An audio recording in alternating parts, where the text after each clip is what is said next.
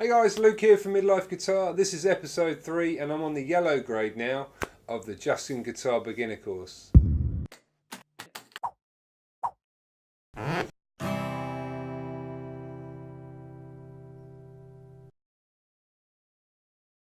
If you haven't seen any of my content before, welcome for starters, and secondly, this is one of my journey videos. So I'm a beginner guitarist and this is where I document my progress from beginner guitarist and onwards. So hopefully you can get some value from it if you're a beginner or you just want to see someone fluff it up constantly and maybe feel better about yourself. I don't know. So I'm now on the yellow grey course of the Justin Guitar Beginner course, and I've just realised I can't count, right? So I've looked back at my last 2 videos, which I shot separately but then edited together. And on the first guitar journey video I did, I realised that I pretty much hit the numbers that I needed to move on to the next part of the course, which is what I'm on now. Instead, I did it again for another week, and I think I haven't looked at the numbers on the second video, but I think my numbers were pretty high. So yeah, I should have moved on straight away. So I haven't got in a lot of practice this week. I try and do about an hour a day, so 5 to 7 hours a week is what I'm aiming for.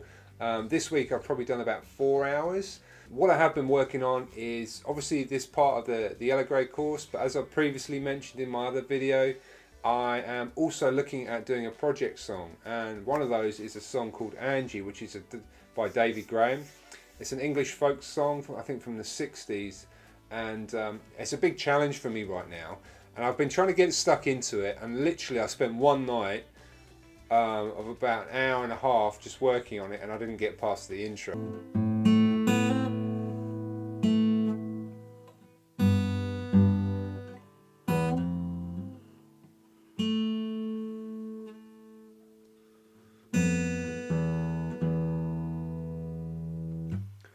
That's it. I've also been trying out this, so I think I might have mentioned it in a video before, but I didn't show what it is.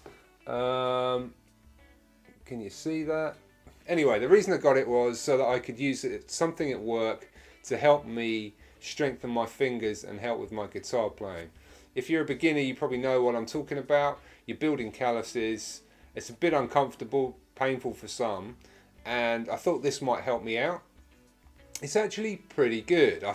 I thought it would be a waste of money.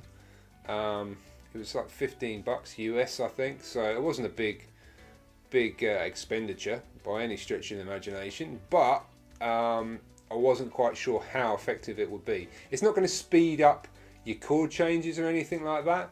What's pretty cool about it is it's got I don't know if you can see that, if autofocus is working, but it's got lines on it that kind of simulate strings, so you can use it to help build up your calluses. It has an adjustable setting like I mentioned, so you can check the strengths for it, and it's actually pretty useful. I've actually noticed strength coming from my ring and pinky finger. Anyway, I've written a blog post about it and the different exercises you can do on it. For example, you can do bar chords on it. So like when you strengthen, I haven't really got to bar chords yet, but see what I mean? So when you're going to practice your bar chords, you'll be able to do that. You can practice different patterns. So I don't know, if you're trying to do a G chord, you might press 3 together like that, for example. Can't really say it that well. But anyway, well worth a check out. I'll put a link in the description below. Also, I've got my Justin Guitar Beginner Songbooks this week. I decided to go and purchase, as this is Songbook 1 and 2. They're very good. So if you use those with his YouTube videos, honestly, it helps a lot. I wasn't sure quite how much, but it shows you like strumming patterns. Let me choose a song from stage 1. Let's have a look. So the ones I've been learning are Hey Joe, Mad World, How to Save a Life, What's Up by 4 Non Blondes. And then this is the cool thing about it. You've got so many songs that you want to learn that you end up just jumping to one I jumped to one on stage 8, right? So Wonderwall, classic cheesy break it out in a party kind of song, and I got into that. I might try and play a bit later on actually, because I got distracted this week, if I'm honest. and I started learning Wonderwall. Actually, before we start, I'm inspired now.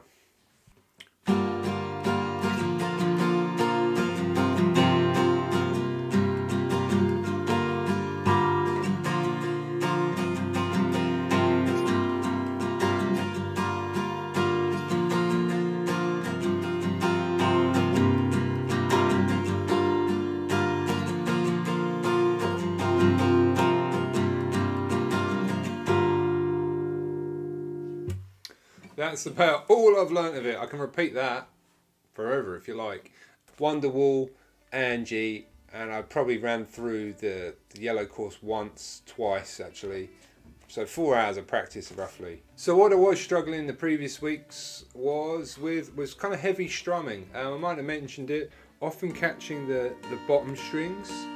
But it sounded like I was always catching the high E, like when I was up strumming.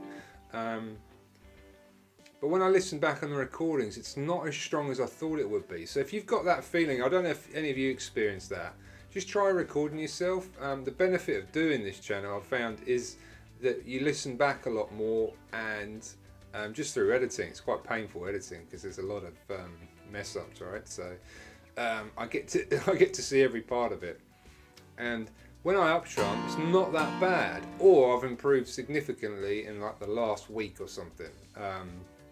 I don't know, or last 2 weeks, sorry. So I don't know, but that's one thing. So I would encourage you to do that. Just get your phone out, your tablet, whatever kind of camera you got, and just film yourself playing, because it makes a hell of a difference. Because not only can you document your progress, and it helps you when you're not feeling so good about your progress, but you get to spot these little things that you can work on.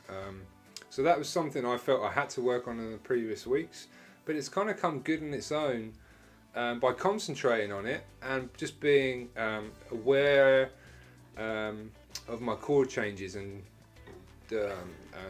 basically my rhythm strumming.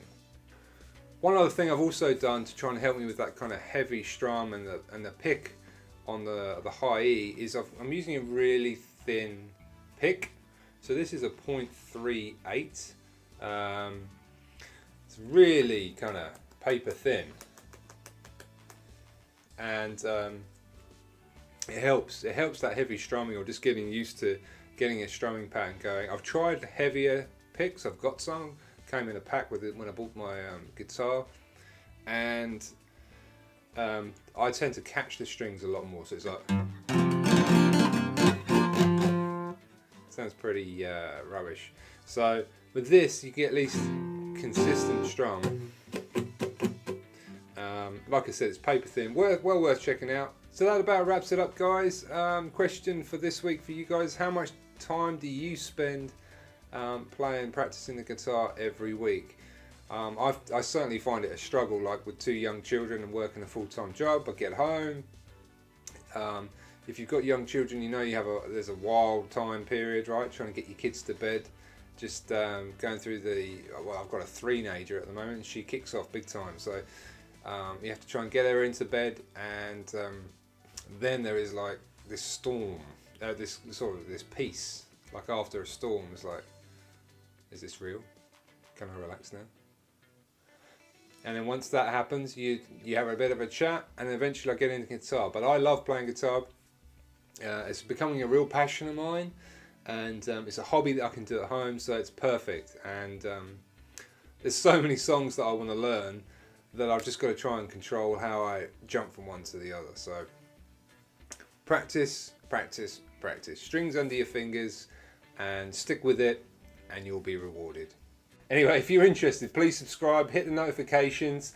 I'd love to give you more content, and I'm enjoying learning guitar, so hopefully I can share some of that passion with you guys, and you can let me know how you're getting on.